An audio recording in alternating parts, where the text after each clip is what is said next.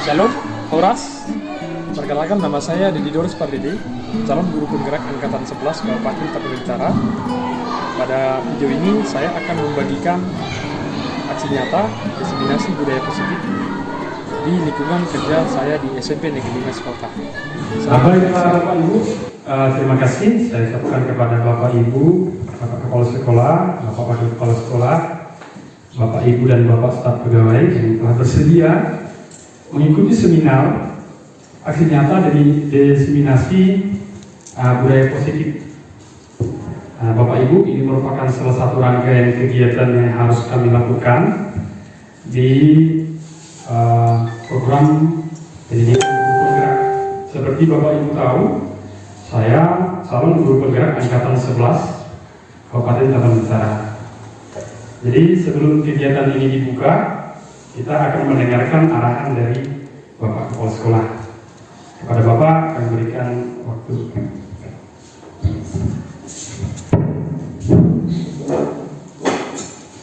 Terima kasih untuk Pak Dedi. Puji syukur kita menyerahkan kepada Tuhan Yang Maha Kuasa.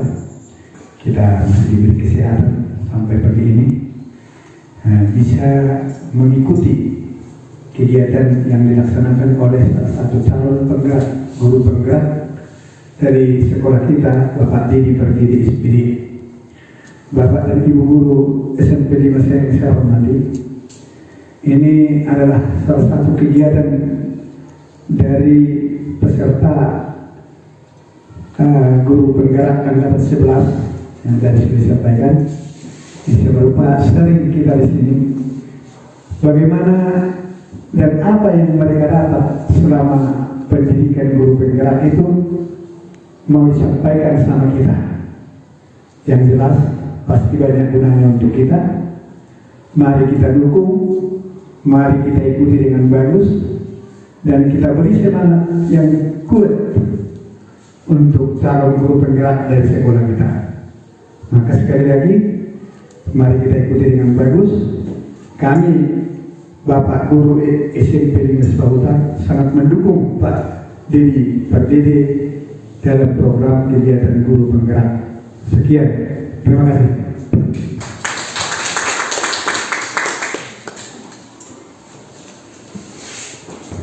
Ya, baik, terima kasih kepada Bapak Kepala Sekolah yang sudah memberikan kata arahan dan sambutan. Bapak Ibu, boleh dilanjutkan slide-nya, Pak. Pada prinsipnya, Bapak Ibu, saya berdiri di sini sebagai calon guru penggerak. Belum jadi guru penggerak ya Bapak Ibu ya, masih calon. Jadi kami melakukan pendidikan sampai bulan Desember. Apabila saya lulus, maka nanti akan diberikan sertifikat guru penggerak. Saya berdiri di sini Bapak Ibu bukan untuk mengajari. Kebetulan di sini juga ada Bapak Ibu guru senior yang sudah banyak pengalaman lebih dari saya juga. Saya di sini hanya melakukan penimbasan materi-materi yang telah kami pelajari di modul-modul di guru penggerak. Kebetulan untuk saat ini saya diberikan tugas untuk melimpaskan materi disiplin positif atau budaya positif. Boleh next Pak? Nah, kebetulan di sini saya lihat agak tegang ya. Kita kan membahas budaya positif. Biasanya aura-aura positif harus kita munculkan. Jadi di sini ada games, kita buat ice breaking sebentar. Yuk senyum kita selama 30 detik. Jadi Bapak Ibu saya undang untuk berdiri, silakan.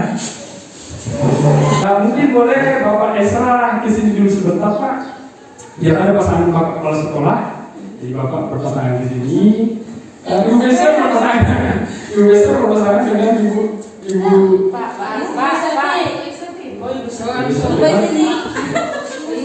Berarti ada satu orang yang tidak ada pasangan ya Bapak Ibu? Oh, aman mengenai. Atau mungkin Bapak Kepala Sekolah boleh lah dulu Pak. Pak Esra boleh berpasangan dengan Pak Skenarianya Pak Eki. Nah, peraturannya adalah kita saling berhadapan.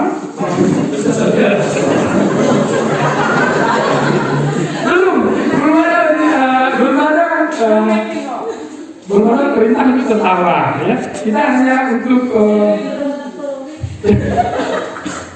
senyum, ya Bapak Bapak Ibu? 30 detik. Coba kita pandang-pandang Bapak Ibu, kita senyum selama 30 detik. 30 detik pertama dimulai. Silakan Bapak Ibu pandang-pandangnya. Ada yang tidak sampai ketawa ya. Senyum, sebenarnya kalau kalian itu senyum, ayo senyum selama 30 detik. Udah 15 detik ya Bapak Ibu. 15 detik sudah berjalan.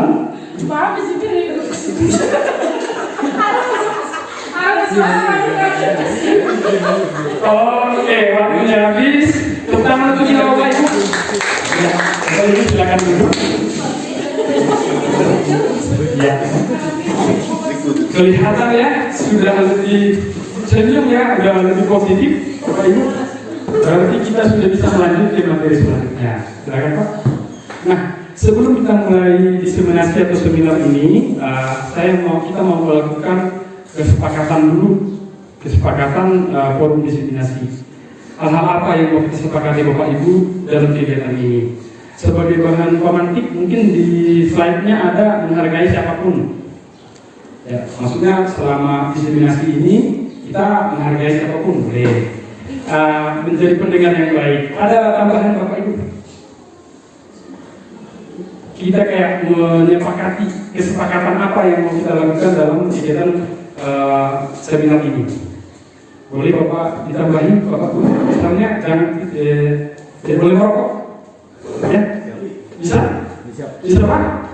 Oke, nanti boleh di-editnya Pak. Yes, coba diklik Pak. Tadi kan misalnya, atau kita ganti aja. Kita ini kayak seperti inilah proses ibu guru dalam menyerap kesepakatan kelas, ya. Anggap dalam dulu kita sedang menyepakati apa yang mau kita lakukan dalam kegiatan seminar ini. Yang pertama, boleh Bapak Ibu kasih gambaran atau kasih masukan, atau yang di sana aja satu, menghargai siapapun. Nomor 2 di situ ada juga dimasukkan tidak boleh merokok atau menjadi pendengar yang baik. Di situ juga tambahin Bapak Ibu, ada lagi yang mau nambahin? Jangan terlalu tegang misalnya. Boleh Bapak Ibu? Atau yang lain? Bagus, saling mendengar pendapat. Boleh, coba tambahin Pak, di enter aja Pak. Saling mendengarkan pendapat. Boleh ditambahi Bapak Ibu berpartisipasi aktif? Boleh? Boleh. Oke, boleh tambahi Pak berpartisipasi aktif. Artinya Bapak Ibu, kita sudah sepakati nanti ini yang mau kita lakukan ini. Ada lagi Bapak Ibu yang mau ditambahin? Ada mungkin yang mau keluar nanti Ibu Beset? Tidak boleh meninggalkan seminar sampai dengan selesai. Boleh Ibu Beset? Boleh. Oh boleh. Oke, menggunakan waktu. Ya, menggunakan waktu dengan seefisien mungkin. Menggunakan waktu dengan seefisien mungkin. Saya bilang Bapak Ibu, ini ada kesepakatan untuk diseminasi, ada menghargai siapapun yang menghargai siapapun, boleh di-enter nanti Pak. Kesepakatan forum yang sudah disepakati, yang pertama itu menghargai siapapun. Maksudnya siapapun nanti yang berbicara, membuat pendapat, menghargai. Ada juga menjadi pendengar yang baik. Bagi bapak guru tidak boleh merokok, ditahan dulu silakan untuk merokok selama seminar ini.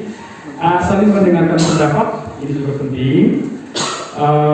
Berpartisipasi aktif. Baiklah Bapak Ibu, nanti semuanya berpartisipasi aktif. Lalu ada juga menggunakan waktu seefisien mungkin. Coba di next Pak, nanti. Next. Nah, Bapak Ibu dalam rangkaian diseminasi aksi nyata ini ada 6 topik yang mau saya paparkan.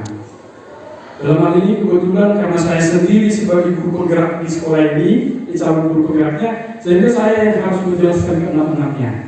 Jadi sedikit gambaran mungkin boleh saya kasih bocoran untuk beberapa sekolah yang memang calon guru penggeraknya itu banyak, mereka bisa berganti-ganti dalam melaporkan materi. Maka besar harapan saya nanti untuk gelombang-gelombang berikutnya, kalau seandainya benar Bapak Ibu guru yang berminat mengikuti seleksi adalah kira-kira 2 sampai 3 orang yang mengikuti, biar enak nanti bisa saling kolaborasi. Jadi Bapak Ibu jangan bosan, ada 6 topik, saya akan coba memaparkannya se-efisien mungkin, menggunakan waktu yang sebagus mungkin gitu ya. Yang pertama itu, maksudnya 6 topik ini adalah kayak topik-topik yang perlu kita ketahui untuk melakukan budaya positif. Ada di sini disiplin positif, motivasi perilaku manusia, ada keyakinan sekolah atau keyakinan kelas. Mungkin bagi Bapak Ibu guru sudah ada juga yang sudah melakukan keyakinan kelas di kelas masing-masing. Ada juga posisi kontrol restitusi, kebutuhan dasar manusia, lanjut yang barusan saya sebutkan, dan terakhir adalah segitiga restitusi. Seperti yang tertampil di slide, seorang guru yang baik harus memiliki kemampuan dalam mewujudkan budaya positif di sekolah. Budaya positif tersebut dapat dijalankan dengan menerapkan konsep-konsep inti seperti dari nomor 1 sampai dengan nomor 6. Jadi Bapak Ibu, kita menginginkan sekolah kita pasti menjadi sekolah yang membudayakan positif, kan gitu, budaya-budaya positif. Dan 6 topik ini adalah konsep-konsep inti. Inilah yang kami pelajari di modul-modul guru penggerak. Next Pak. Nah, yang pertama adalah disiplin positif. Mungkin ini akan saya coba bertanya kepada Bapak Ibu, boleh bebas mengargumenkan apa. Kira-kira menurut Bapak Ibu, apa itu disiplin positif?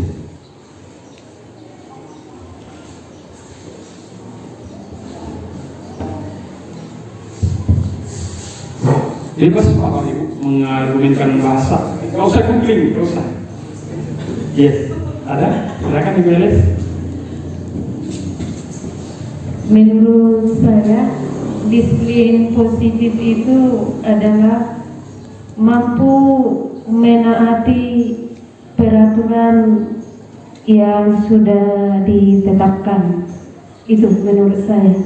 Baik, terima kasih. Tepuk tangan untuk Ibu Elis. Mampu melakukan peraturan yang telah dilakukan, yang telah diterapkan, itu juga boleh menjadi pengertian dari disiplin positif. Atau Bapak Ibu guru ada yang mau menambahkan? Bapak istri mungkin? Ya, jadi saya tambah sedikit. Disiplin positif itu menurut saya bisa melaksanakan tugas kita secara tepat waktu, tidak melanggar aturan, atau intinya apa yang berlaku di suatu tempat itu bisa kita laksanakan. Itu menurut saya. Baik, terima kasih Pak. Coba next slide selanjutnya Pak. Disiplin positif mungkin sudah tertera juga di slide. Sebenarnya pengertian dari Ibu yang Ibu Elis paparkan dan Ibu dan Pak Esti paparkan itu juga sudah benar, ya. Tapi kalau yang menurut kita disiplin positif ini sebenarnya bagaimana caranya siswa-siswi ini bisa menaati atau menjadi positif atau melakukan kegiatan disiplin, tapi memang bukan karena takut, bukan karena kita mengarahkan gitu ya, bukan karena takut kita menghukum, tapi memang karena dia sadar bahwasanya itu hal yang baik untuk dilakukan. Jadi cara penerapan disiplinnya itu mengajarkan anak bertanggung jawab dan menumbuhkan kesadaran diri berdasarkan nilai-nilai kebajikan. Ya, Bapak Ibu. Mungkin kalau kita analisis lagi bahasannya ini mungkin selama ini mungkin kita Bapak Ibu menuntut siswa kita untuk menaati aturan, gitu ya. Taati aturan. Kamu datang harus tepat waktu, kerjakan tugasmu. Nah, mungkin langkah yang perlu diingatkan dalam hal ini adalah kita harus mencoba membuat peserta didik kita sadar, gitu ya. Jadi mungkin nanti mereka menaati peraturan itu bukan karena takut akan hukuman, takut akan yang kita mungkin lakukan, tapi memang karena mereka sadar bahwa itu merupakan suatu tugas yang harus dilakukan, begitu. Coba next Pak. Mengontrol diri dalam melakukan segala tindakan, ya Bapak Ibu. Jadi kita sebagai Bapak guru dituntut untuk mengarahkan anak didik kita untuk mengontrol diri dalam melakukan segala tindakan. Ya, sama ya, Bapak Ibu, ini juga sudah saya coba tadi paparkan juga, menyadarkan mereka berdasarkan motivasi internal, bukan akibat paksaan, pujian atau hukuman. Jadi Bapak Ibu, mungkin kita sudah bisa sekarang berrefleksi diri selama ini, apakah kita memang sudah mengarahkan anak-anak didik kita itu untuk menaati aturan sesuai dengan disiplin positif, atau hanya karena jangan sampai dihukum, gitu ya Bapak Ibu ya, jangan sampai dihukum gitu. Next. Nah, tentunya dalam menjalankan disiplin positif ini selalu ini. Kemarin pun ketika penelitian individu saya juga memaparkan di slide bahwa dalam kegiatan ini disiplin positif ini kita harus mengaitkannya dengan dimensi problem belajar Pancasila. Seperti kita ketahui ada 6 karakter, ada beriman, bertakwa kepada Tuhan Yang Maha Esa dan berakhlak mulia, mandiri, berkebinekaan global, bergotong royong, kreatif, dan bernalar kritis. Nah, justru Bapak Ibu, inilah elemen-elemen yang mau kita terapkan juga di kegiatan kelima. Nah, mungkin Bapak Ibu masih mengingat kita kemarin membahas bagaimana cara kita membuat program-program D5. Itu ya Bapak Ibu. Yang kita sepakati kemarin itu bahwa yang mau kita tuntut bukan hasil, tapi dalam kegiatan D5 yang akan kita lakukan, kita harus menilai peserta didik kita berdasarkan 6 karakter ini. Apakah dalam melakukan proyek-proyek yang kita kerjakan itu siswa sudah melakukan bergotong royong, siswa sudah kreatif, atau mengarahkan mereka untuk bernalar kritis, gitu Bapak Ibu. Jadi dalam penggunaan disiplin positif di sekolah juga selalu dikaitkan dengan ini, karena dari sinilah muncul nanti nilai-nilai kebajikannya. Kurang lebih begitu. Next. Nah, dalam di samping tadi disiplin positif itu pasti bagian yang kedua adalah ada yang memotivasi kita, ada yang memotivasi anak didik kita untuk melakukan disiplin positif. Sebelum kita arahkan mereka untuk melakukan disiplin positif, kita harus ketahui dulu kira-kira motivasi itu apa. Ya Bapak Ibu, oke, boleh dari Ibu Degi, menurut Ibu motivasi itu apa? Menurut saya, kalau motivasi itu mengarah untuk mendorong siswa dalam melakukan disiplin itu. Jadi kalau menurut saya, supaya mereka termotivasi, berarti sebagai kita yang menjadi guru itulah lebih dulu menunjukkan supaya mereka juga melakukan atau melaksanakan disiplin tersebut. Oke, berarti menurut Ibu ini mungkin guru sebagai role model, ya, Bapak Ibu, guru sebagai role model atau sebagai panutan. Bagaimana cara kita memotivasi anak didik kita sementara kita tidak termotivasi? Jadi kita memotivasi diri kita dulu, kurang lebih itu maksud Ibu ini. Atau ada Bapak Ibu yang mau menambahkan? Silakan Pak. Ya, jadi motivasi bagian kita yang terbaik menurut saya itu supaya lebih positif. Itu motivasi dari pribadi anak kita. Jadi seperti yang sudah diterangkan barusan tadi, memang harus dimulai dari si anak memang untuk memotivasi dia, sehingga apa yang dilakukannya atas kesadarannya sendiri, sehingga cita-cita yang mungkin akan digapai si anak bisa kuat sampai apa? Karena memang motivasi itu lahir dari pribadinya. Itu kira-kira menurut saya supaya lebih positif Pak. Ya baik, terima kasih Pak. Kurang lebih sama juga jawaban Pak di Sriwangan dengan Ibu Tom tadi. Coba next Pak. Ya, ada 3 motivasi perilaku manusia. Bukan cuma siswa. Ya, ini manusia maksudnya sudah lebih luas. Apa motivasi kita melakukan sebuah peraturan misalnya? Ada karena untuk menghindari ketidaknyamanan atau hukuman. Ya. Seperti peserta didik kita datang tepat waktu hanya karena mereka takut dihukum. Ini untuk motivasi yang pertama. Ada juga untuk mendapatkan imbalan atau penghargaan dari orang lain. Ini juga sering terjemah Bapak Ibu di dalam kelas supaya siswa kita mendapatkan pujian. Jadi dia melakukan tugas-tugas itu, dia melakukan peraturan-peraturan itu dengan baik karena hanya karena dia ingin mendapatkan pujian. Ya. Lalu ada motivasi yang ketiga.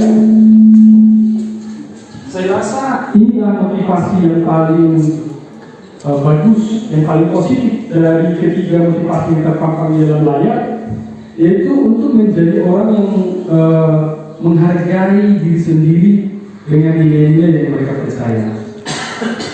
Motivasi yang ketiga merupakan motivasi yang sangat kita harapkan, ya Bapak Ibu, bisa kita wujud nyatakan dalam kegiatan disiplin positif.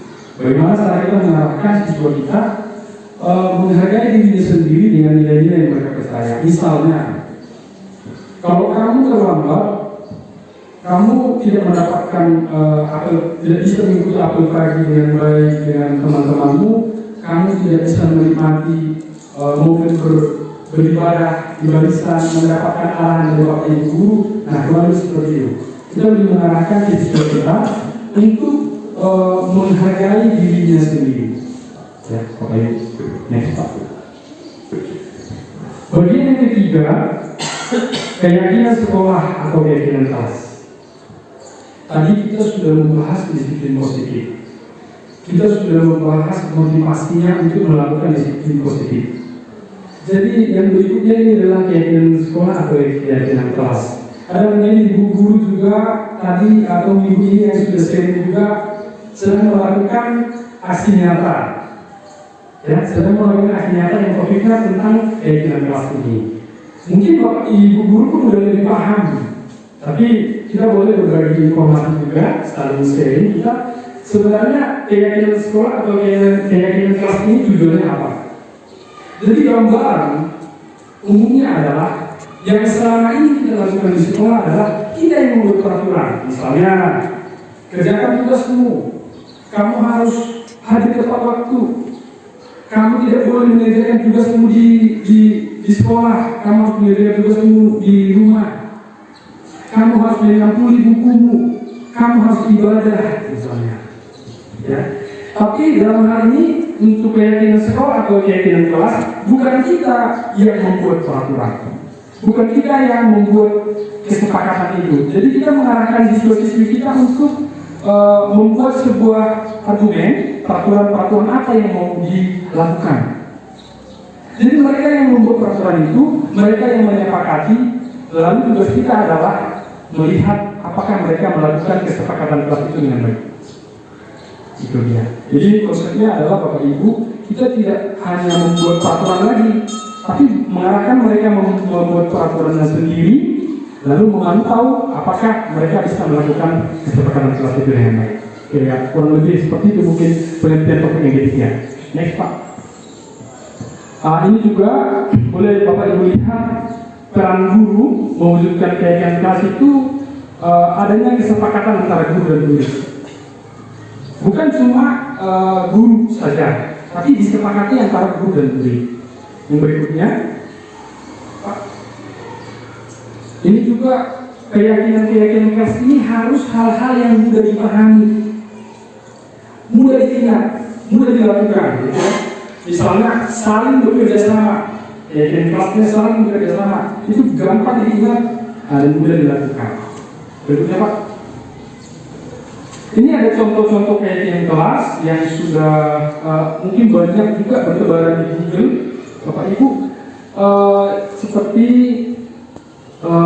bekerja sama menjaga kebersihan kelas. Jadi dalam menentukan ini bukan gurunya, tapi siswa yang diarahkan untuk mengeluarkan ide dari siswa ini ditampung bekerja sama menjaga kebersihan kelas. Apabila nanti kelasnya kotor, nah maka Bapak Ibu guru mengarahkan mereka ke kesepakatan kelas yang telah disepakati. Nah, anak-anak kita sudah membuat kesepakatan kelas, kok masih dilanggar? Begitu. Ada kesepakatan kelas kita, misalnya saling peduli atau menghargai dan membantu sesama siswa. Kalian sudah menyepakati itu. Itu berarti adalah mengarahkan mereka untuk mengeluarkan pendapat ini, menampung idenya, lalu mengevaluasi kegiatan-kegiatan kelas ini. Kurang lebih seperti itu. Ya Bapak Ibu. Nanti untuk masalah keyakinan kelas ini boleh kita lakukan di sisi tanya jawab. Kalau ada Bapak Ibu yang mau menanyakan tentang materi ini, atau materi yang nanti, kita boleh bahas di materi tanya jawab. Jadi ya Pak. Nah, udah 3 materi saya sampaikan. Jadi tinggal 3 materi lagi. Saya sudah mulai keringat ini. Kita ice breaking dulu deh. Boleh Bapak Ibu ya? Kita ice breaking dulu. Karena dari tadi udah tegang. Ada 3 materi yang sudah sampaikan, kita jeda sebentar, kita ice breaking. Nah, di ice breaking ini kebetulan karena saya sendiri pembicaranya mungkin agak sedikit monoton suaranya, jadi Bapak Ibu tidak bosan juga. Clue-nya adalah lawan kata. Jadi diwujudkan dengan gerakan kepala. Misalnya, ketika saya bertanya ke Ibu Dede, misalnya jawabannya ya, Ibu harus menjawab yang seperti itu. Tapi ketika jawabannya tidak, Ibu harus menjawab seperti ini. Kira-kira seperti itu ya. Clue-nya nanti. Jadi ketika ada pertanyaan misalnya, apakah Ibu Dermawan Rabu Bolon? Harus seperti itu jawabannya. Ya. Oke, saya konsentrasi sebentar. Silakan Ibu Dede dulu. Apakah Ibu Dede suka makan apel? Tapi dia tidak suka makan apel. Gitu ya. Jangan salah ya. Jangan-jangan nanti Ibu Dede hasilnya mau apel. Oke. Saya mau tanya kepada Bapak Ibu Guru. Semuanya Bapak Ibu Guru boleh menjawab, tapi dengan cara menggelengkan kepala atau menundukkan kepala.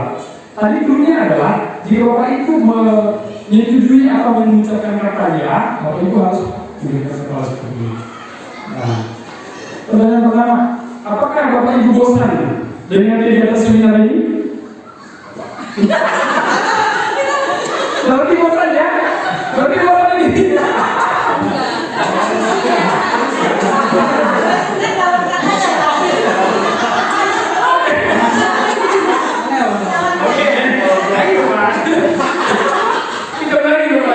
Apakah Bapak Ibu pengen seminar ini segera diselesaikan? Kalau Ibu biasa memang iya, kalau Ibu biasa tidak. Ini memang lebih. Untuk saling nanya-nanya seperti ini. Kan tadi kan dulunya adalah kita harus lawan kata ya. Misalnya kalau kita bilang iya, kita harus bilang begini. Gerakannya gitu.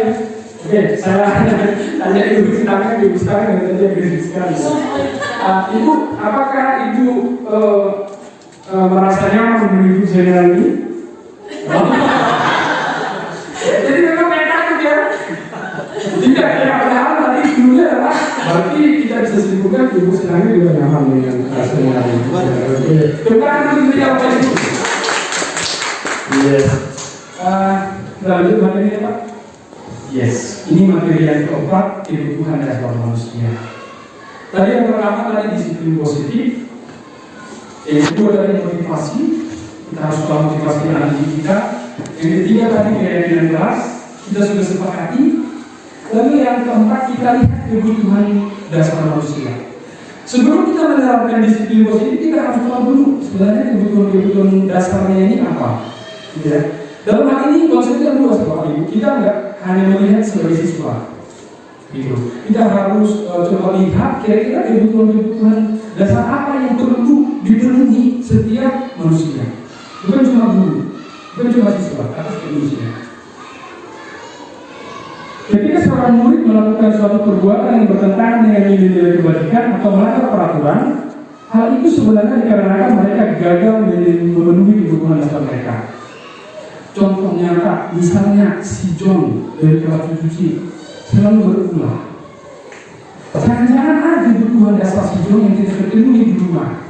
Misalnya, dia tidak mendapatkan pengakuan, dia tidak mendapatkan kasih sayang. Nah, kurang lebih itu maksudnya topik ini, Bapak Ibu. Kita harus coba lihat kira-kira kebutuhan dasar apa yang perlu dipenuhi supaya si anak atau kita mampu melakukan kegiatan-kegiatan disiplin positif itu. Harus pahami.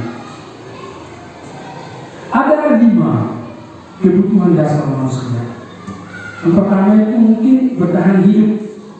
Kebutuhan bertahan hidup mungkin kita butuh makan, kita butuh minum. Ada juga kasih sayang dan rasa diterima. Bisa jadi Bapak Ibu perlakuan negatif dari siswa-siswi kita di sekolah ini karena mereka memang tidak mendapatkan kasih sayang. Atau mereka mungkin pengen diterima di komunitasnya di rumah atau di lingkungan masyarakatnya mungkin dia tidak diterima. Jadi sebenarnya apalagi kita dalam hal ini sebagai guru memang bebannya ada di tinggi. Ada juga penguasaan, dia tidak bisa menguasai dirinya sehingga dia melakukan hal negatif. Ini perlu penalaran juga. Dia pengen bebas atau dia senang gitu. Misalnya si John senang melihat siswa perempuan itu menangis. Ya, ini contoh nyata yang kita lihat dalam akhir ini adalah dalam akhir ini adalah si John. Karena dia selalu melihat masalah. Jangan-jangan si John ini tidak mendapatkan kebutuhan dasarnya. Ya, ulama kalau di sekolah dijaga kalau ulama dan studi kebutuhan bapak ibu guru yang memenuhi kan gitu. Next, studi kasusnya seperti ini. Ibu Ani, guru wali kelas 9A sedang bingung menghadapi pula salah satu murid di kelasnya yang bernama Doni. Beberapa anak telah mengeluhkan Doni yang seringkali meminta bekal makan siang mereka dengan paksa. Jika Anda menghadapi situasi seperti Ibu Ani, apa yang akan Anda lakukan? Menurut Anda, kira-kira apa alasan Doni melakukan hal itu?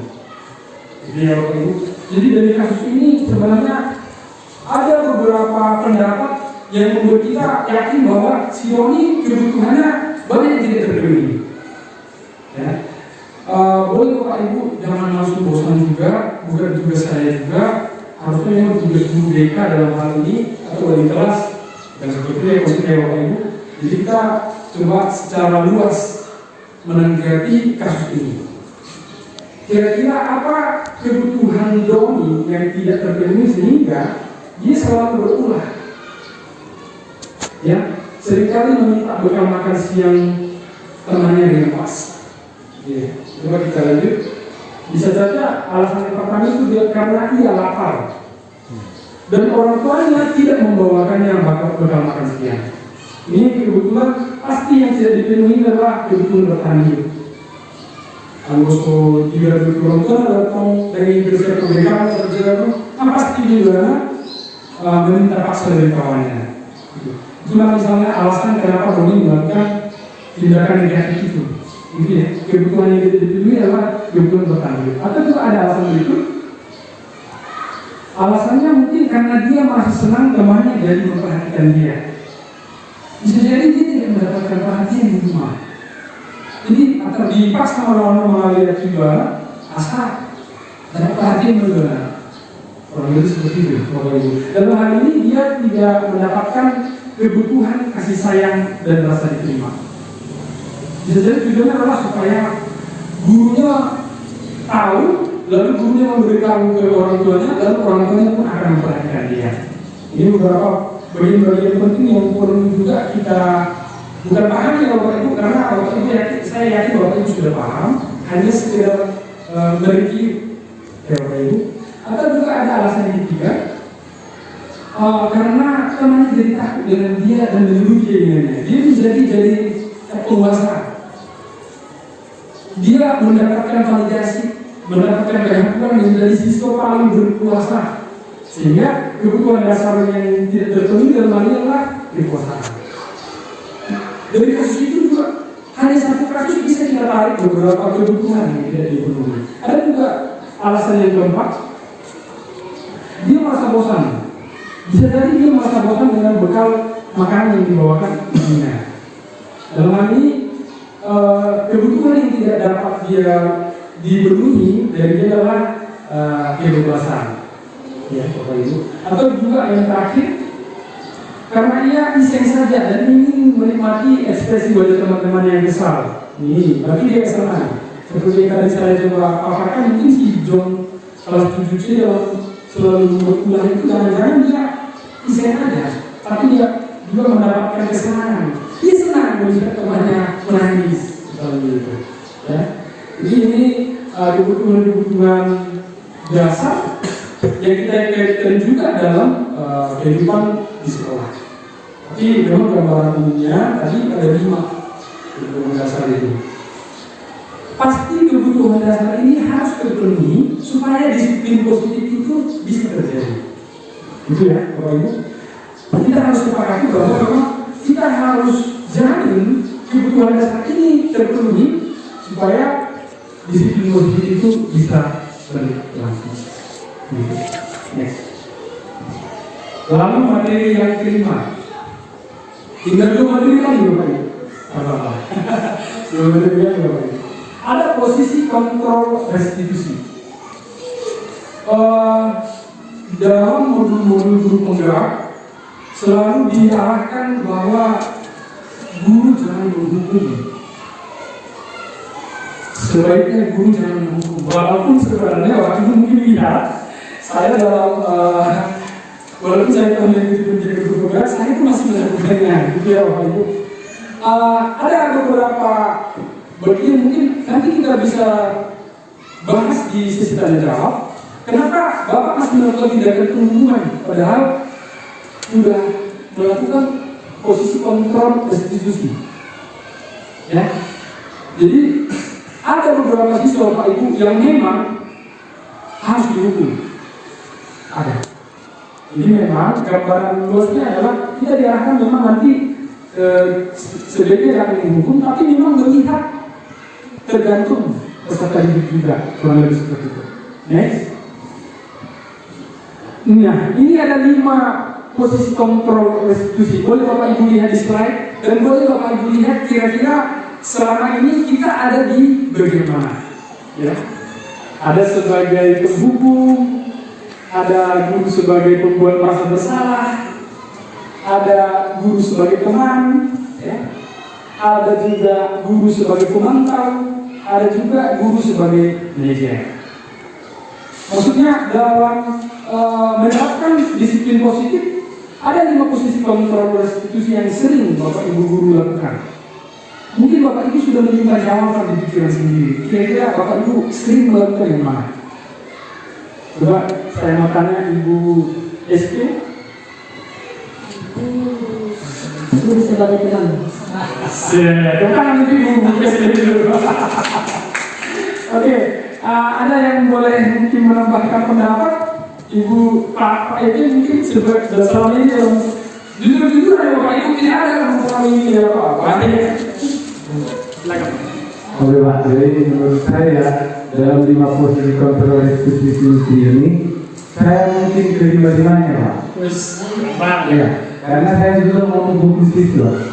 Saya juga mau membuat siswa merasa bersalah agar dia tidak melakukan hal-hal yang buruk lagi. Saya juga bisa sebagai teman karena seperti yang kita lihat banyak juga yang akrab siswa pada saya.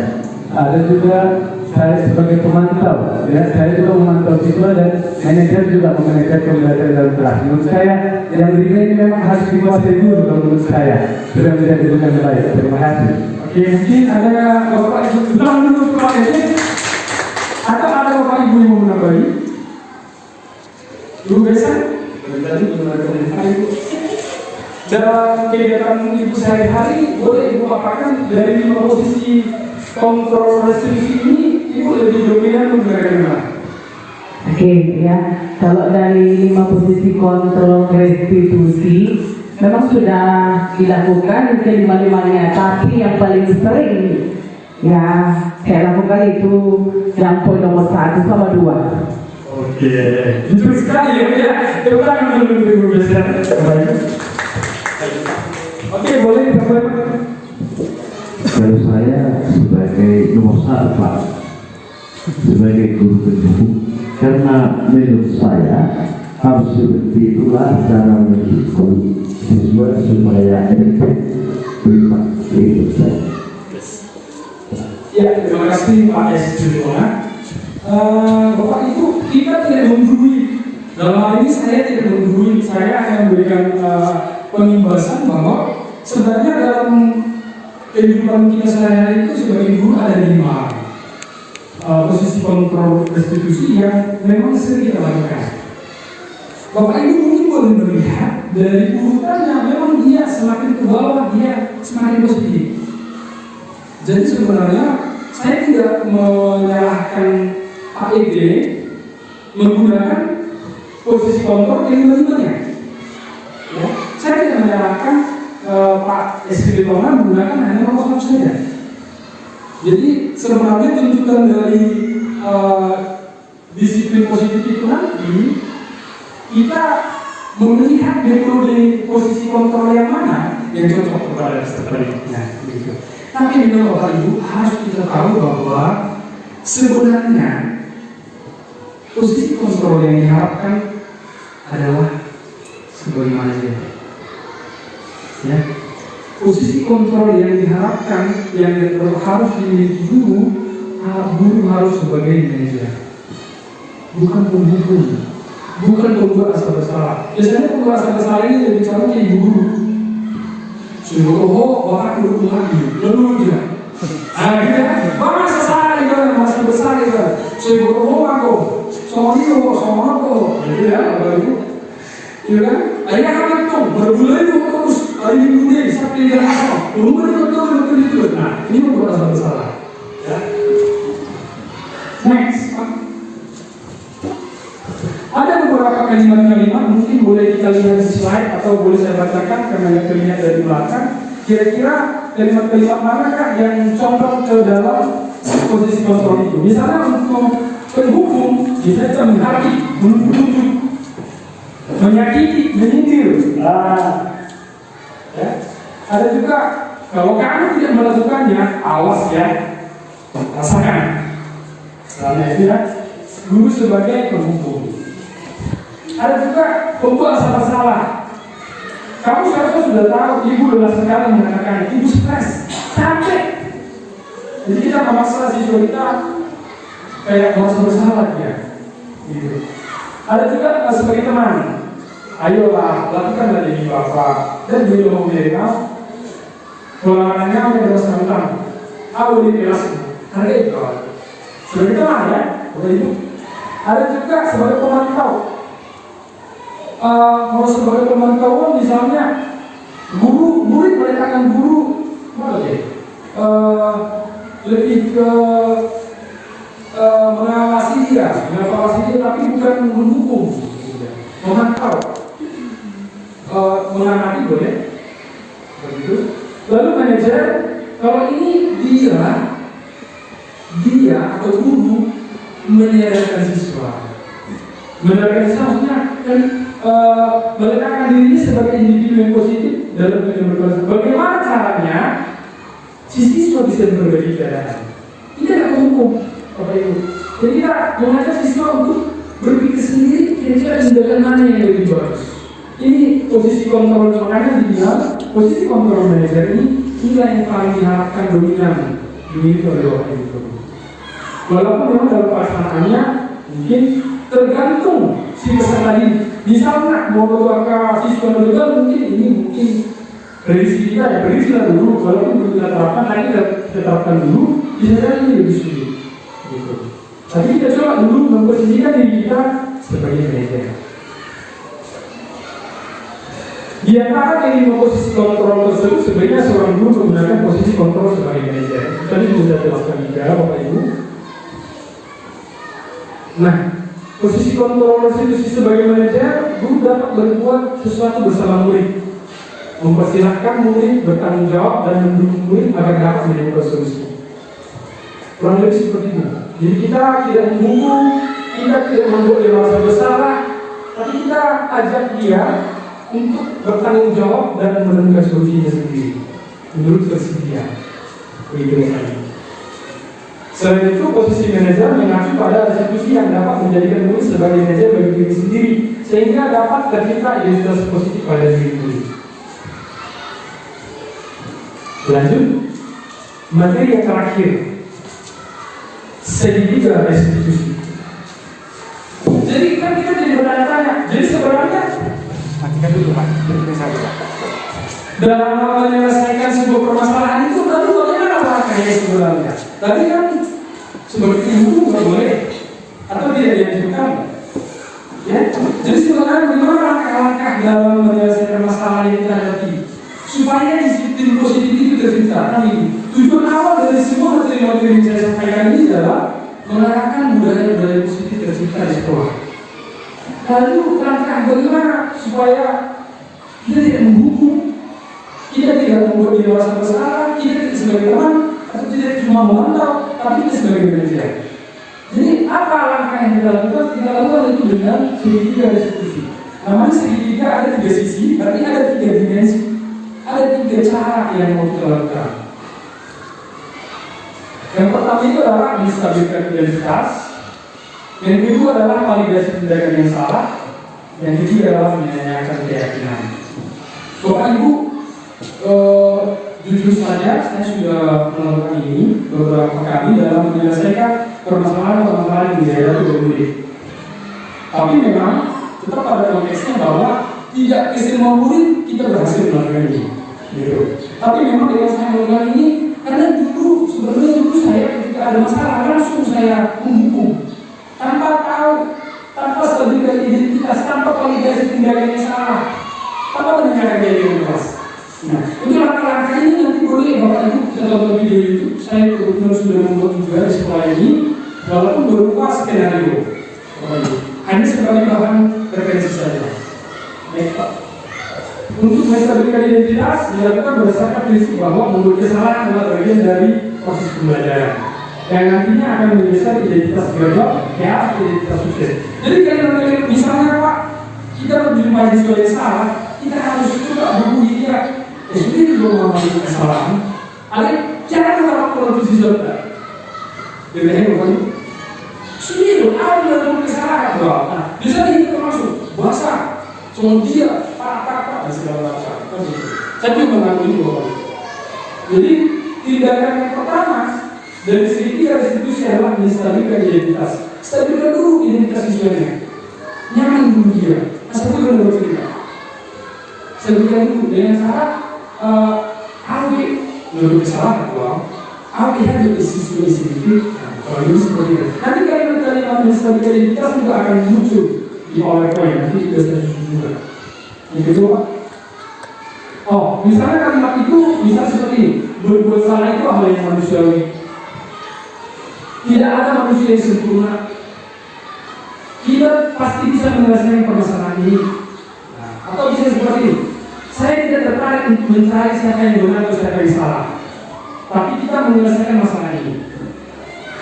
Kurang lebih seperti itulah tindakan-tindakan dalam menstabilkan identitas. Yang kedua, validasi tindakan yang salah. Ini dilakukan berdasarkan prinsip bahwa setiap perilaku berupaya memenuhi suatu kebutuhan tertentu, sehingga guru atau orang tua akan bergeser dari pemikiran stimulus respon menjadi proaktif, serta akan lebih mengenali dan mengakui kebutuhan murid atau anak. Contoh-contohnya seperti ini. Ketika siswa bermasalah, kita sudah stabilkan identitasnya, pasti kita boleh berkata seperti ini. Ada alasan untuk melakukan ini. Kamu pasti punya alasan untuk melakukan. Atau kamu boleh tidak berusaha menjaga sikap itu, tapi tambahkan sikap yang lain. Atau maukah kau belajar cara lain untuk mendapatkan kebutuhan tanpa harus mengukur misalnya. Kita mengarahkan siswa untuk berpikir ke arah mana dia sendiri menemukan konsepnya. Lalu langkah yang terakhir adalah menanyakan keyakinan kelas. Tentu saja kan sebelum melakukan segitiga restitusi tadi kita sudah melakukan kesepakatan kelas di kelas. Misalnya tadi sudah dibuat saling membantu. Tapi ada kasus misalnya kelas 8A IDSP tidak membantu, tidak melakukan dengan baik. Lalu di sini kita selesaikan itu tanpa harus menghukum kan gitu. Bukankah sudah ada keyakinan kelas yang kita susun? Gitu ya, Bapak Ibu. Jadi sebenarnya dalam melakukan 3 langkah segitiga restitusi tadi memang kita harus melakukan atau menyepakati kesepakatan kelas itu. Dalam hal ini ada yang mengucapkan keyakinan kelas, kesepakatan itu sama. Gitu. Dan yang kelima yang mendukung ini misalnya seperti ini. Nilai-nilai apa yang kita kesepakati? Kamu ingin menjadi anak seperti apa? Apa yang kamu rasakan? Kamu ingin menjadi orang seperti apa? Orang seperti itu. Nah, ada video. Boleh kita warna ini ya?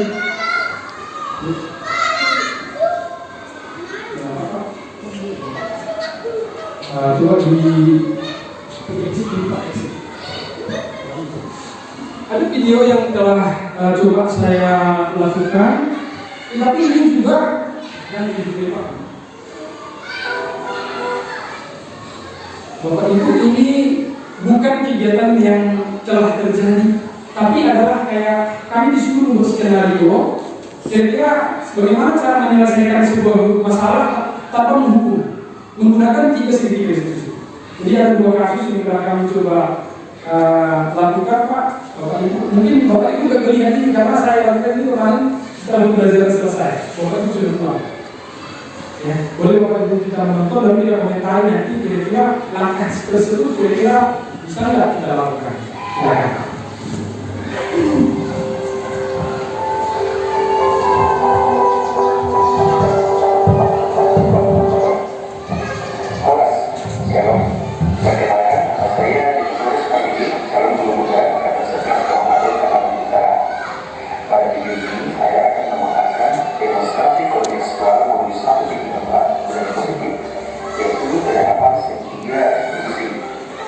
Menurut dosen, restitusi adalah sebuah proses penciptaan kondisi bagi murid untuk memperbaiki kesalahan mereka sehingga mereka bisa kembali pada kelompok dengan karakter yang lebih kuat.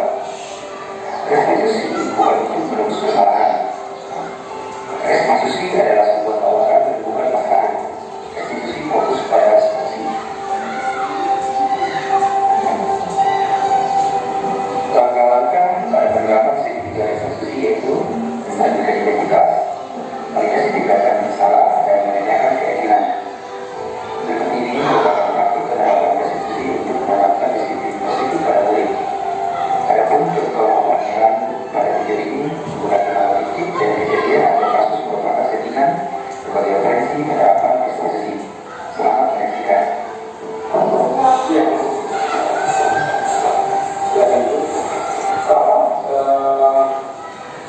Sudah tahu kenapa waktu itu? Usaha apakah dalam masuk kelas itu merupakan sesuatu yang baik? Sebenarnya di sini Bapak ini ya, dan saya salah Bapak semua orang kalau ada kesalahan maka Bapak juga pernah membuat kesalahan. Tapi saya mau tanya kepada Bapak, menurut apakah menjadi masuk ke kelas itu terlambat itu yang bagus? Nah, iya, tidak apa-apa. Tapi saya bertanya ke kamu, mungkin kamu punya alasan kenapa kamu masuk ke dalam kelas. Ya, kira-kira tapi kamu punya alasan kenapa setelah berbicara kamu pernah masuk kelas. Coba saya akan bertanya. Saya biasanya benar-benar sangat dengan saya waktu kelas ini makanan saya pas dia mau buka.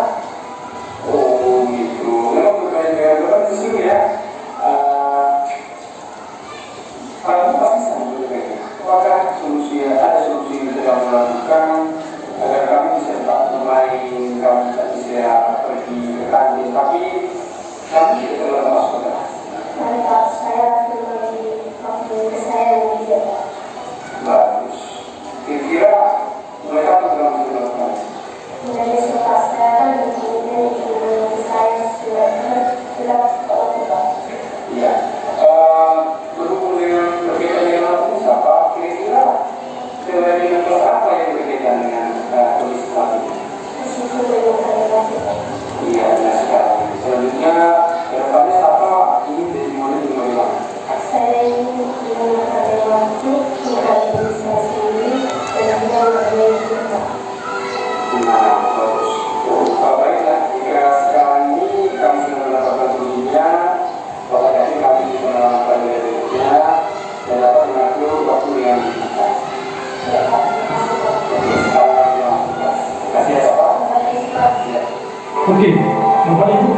ada kasus yang kedua, kita ada asistennya waktu ya Bapak Ibu. Mungkin bisa kita lihat gambaran tadi dari kasus itu adalah siapa sering terlalu masuk ke kelas, ya. Jadi biasanya kan kita langsung ngomong kamu keluar, sebagai mantannya, gitu ya. Tapi saya memilih dia itu berdasarkan skenario ya Bapak Ibu. Itu nggak terjadi sebenarnya atau berdasarkan skenario.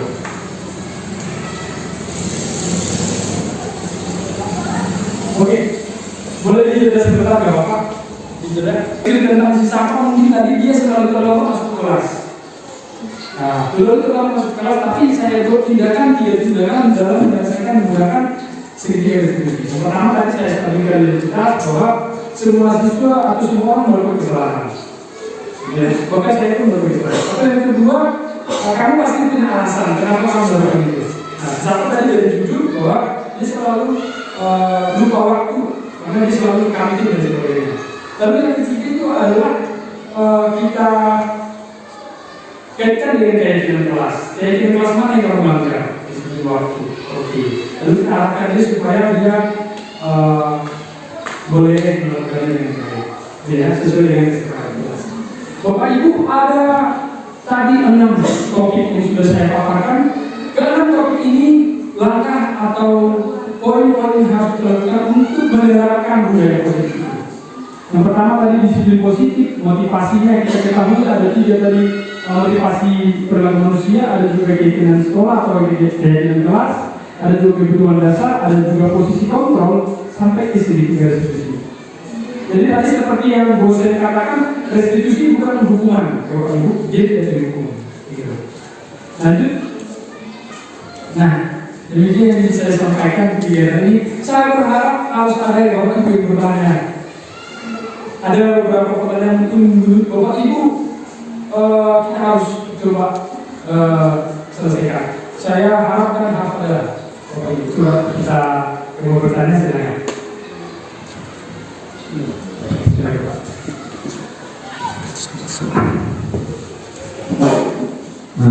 Terima kasih Pak. Jadi sudah lanjut yang Bapak paparkan. Di sini saya ingin menanyakan tentang motivasi, ya. Apakah menurut Bapak itu manusia itu ada yang tidak punya motivasi? Misalnya, karena kita selaku pendidik di sekolah kita ini banyak kita perhatikan murid kita ini ada yang harus kita memang berikan dia kekerasan supaya dia sadar, ya kan? Apakah itu menunjukkan bahwasannya dia tidak ada motivasi dalam dirinya? Dan kalau begitu bagaimana cara kita menghadapi murid yang seperti ini? Itu saja. Terima kasih. Baik, saya dalam hal ini tidak menggurui ya Pak. Boleh Bapak, pertanyaan Bapak sangat berkualitas dan menurut saya memang saya pun bertanya-tanya dengan ini. Ya, Bapak Ibu, saya boleh paparkan sedikit dalam pendidikan saya pun saya selalu bertanya kepada tenaga praktik atau fasilitator. Dalam hal ini mereka adalah di atas saya, seperti di atas saya gitu. Bahwasanya menurut saya banyak materi-materi yang disampaikan tadi itu kayaknya kalau disampaikan kepada siswa nggak berhasil. Ya, termasuk seperti Bapak bilang tadi, apakah memang motivasinya ya, anak punya motivasi. Kalau menurut pendapat saya Pak, setiap anak punya motivasi, hanya saja dia tidak termotivasi mungkin satu karena kebutuhannya tidak terpenuhi. Ya, Bapak. Tadi juga boleh di backup sedikit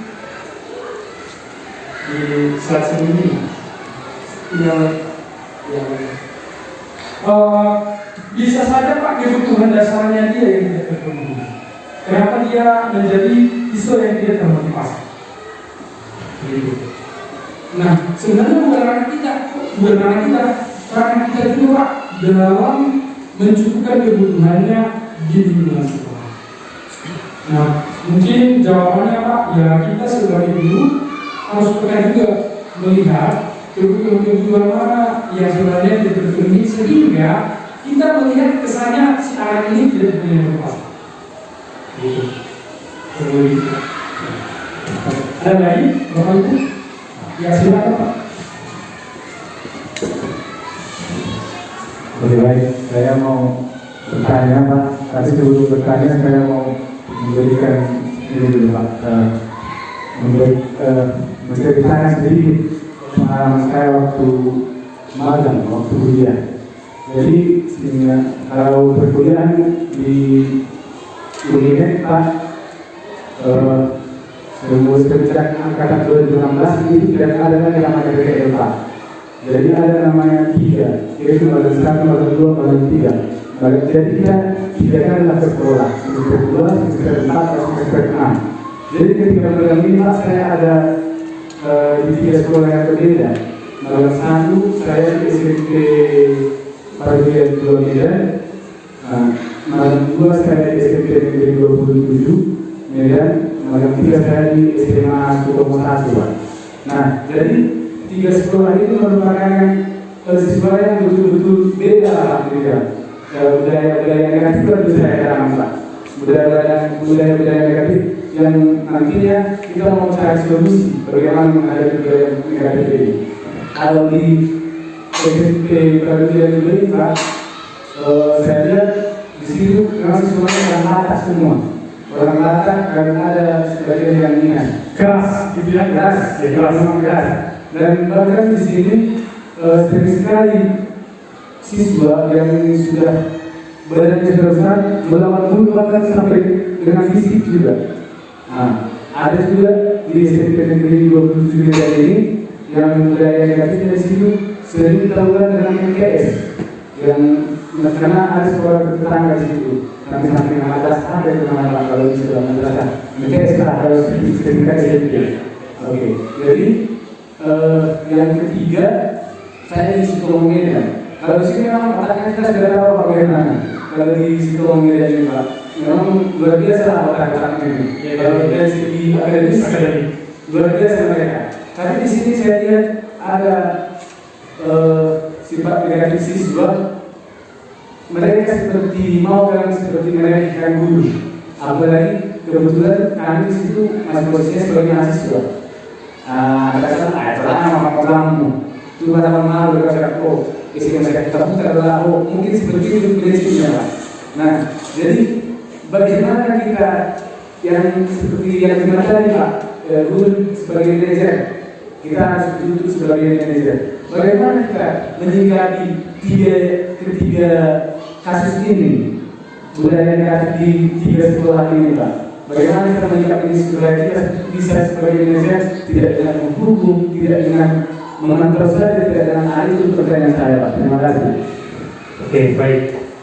Pertanyaan itu pertanyaan Pak itu. Ya, Bapak Ibu mungkin ini juga sebagai saya arahkan juga ke segi 3 institusi. Kalau kita coba menyelesaikan masalah-masalah itu menggunakan segi 3 institusi, mungkin ada yang tidak mendapatkan hasil. Ya. Kurang mengatur arah 5 posisi kontrol guru, karena tadi sebenarnya 5 posisi kontrol guru tidak ada yang disalahkan. Kita bisa sebagai hukum, kita bisa sebagai pembahasan salah, tapi memang diarahkan kita dominan ke sebagai manajer. Nah, lalu kita selesaikan masalah-masalah yang disebutkan oleh Pak Ede tadi menggunakan segi 3 institusi, mungkin kadang pun kita tidak ada hasil. Begitu Bapak Ibu. Dalam beberapa kasus Pak, kita tidak bisa menyelesaikan semuanya menggunakan posisi kontrol sebagai manajer. Ada beberapa kasus memang, makanya saya bilang tadi tergantung keadaan psikologis si peserta didik dan juga tergantung keadaan seperti tadi kalau itu begitu Pak. Jadi misalnya untuk menyelesaikan tawuran boleh menggunakan pendekatan juga, tapi dalam artian mungkin kalau memang tidak ada lagi negara positif yang berkembang, kurasa memang harus berhubungan Pak. Bisa jadi harus mengajak pihak yang mana untuk bergabung dalam menyelesaikan masalah. Jadi Bapak, ini juga pertanyaan yang sangat selalu kami kritisi, ya Bapak Ibu.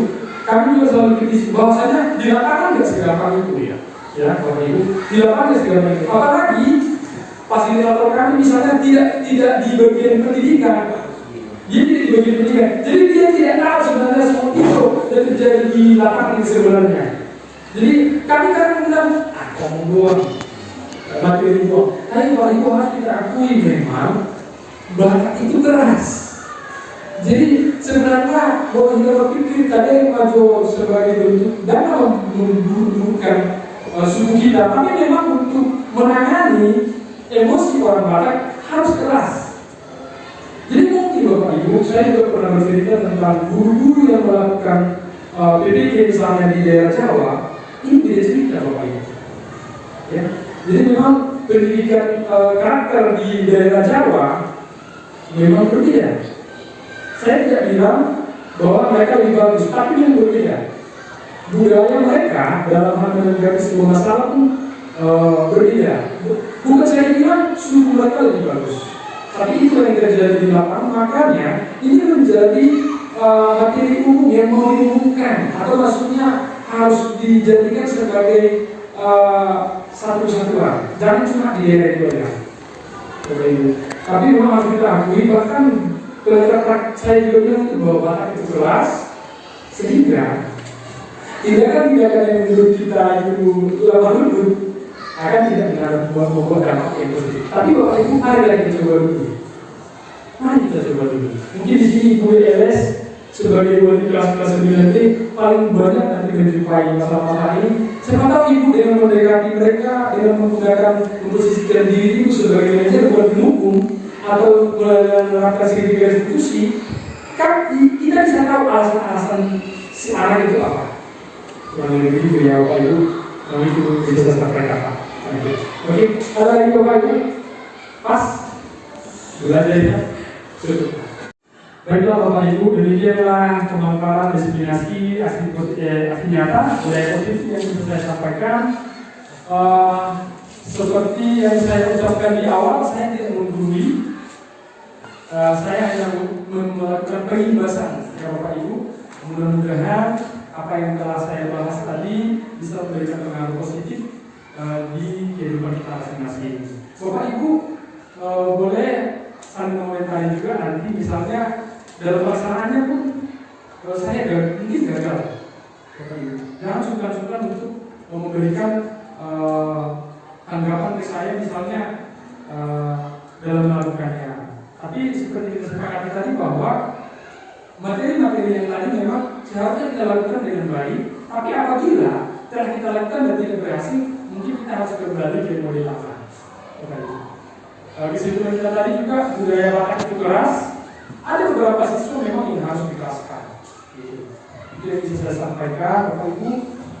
Saya berterima kasih kepada Bapak Kepala Sekolah, Bapak Wakil Kepala Sekolah, Bapak Ibu semua yang bersedia atau berkenan mengikuti dengan kondusif seperti kesepakatan yang sudah kita lakukan tadi, berpartisipasi aktif juga. Mohon maaf Bapak Ibu apabila dalam seminar ini ada tutur kata atau pengucapan saya yang salah. Akhir kata saya ucapkan Horas, terima kasih.